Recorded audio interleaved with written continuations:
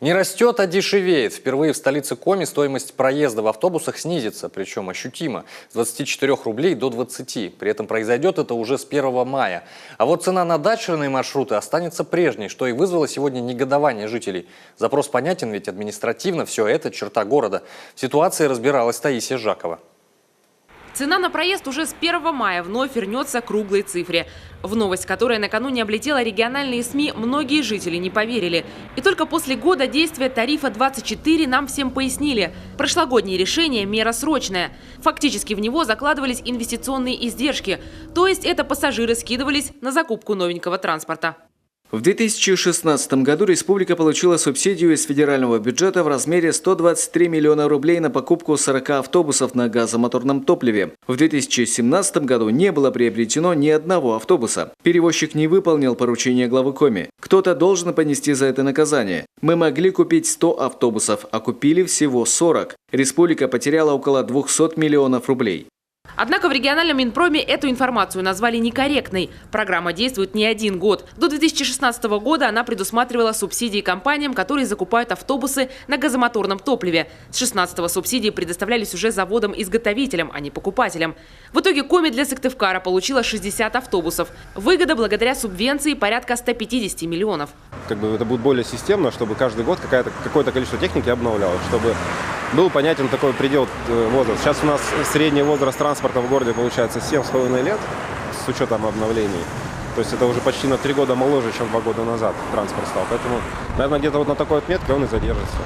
То есть периодически меняясь, где-то в среднем возраст будет 7, 6, 5 лет. А вот не выполнила столичная АТП другое свое обязательство – обследование пассажиропотока. Правда, это, как оказалось, обязанность муниципалитета. Мэрия должна проводить такую работу раз в 5 лет. И последний мониторинг прошел как раз 5 лет назад. И вот подрядчик найден. Некая московская фирма проведет обследование за 900 тысяч рублей. Загрузка его не происходит в полной мере. Мы действительно ведь на сегодняшний момент можем отметить, что многие рейсы автобусные, они днем у нас идут практически пустые. То есть даже не весь ряд пассажиров с сидячими местами занят. То есть как раз-таки обследование пассажиропотока и направлено на это, для того, чтобы выявить.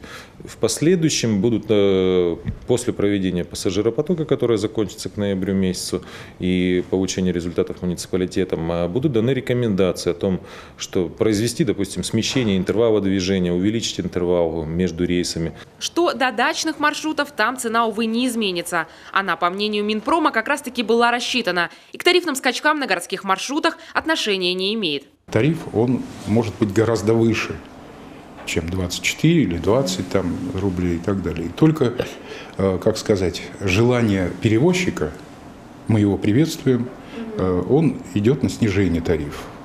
Поэтому тариф, который на сегодняшний год будет по дачным маршрутам, он будет на прежнем уровне, который был в прошлом году. По крайней мере, мы стремимся к этому. Как нововведения отразятся на работе перевозчика, пока непонятно. Работать предприятию есть над чем.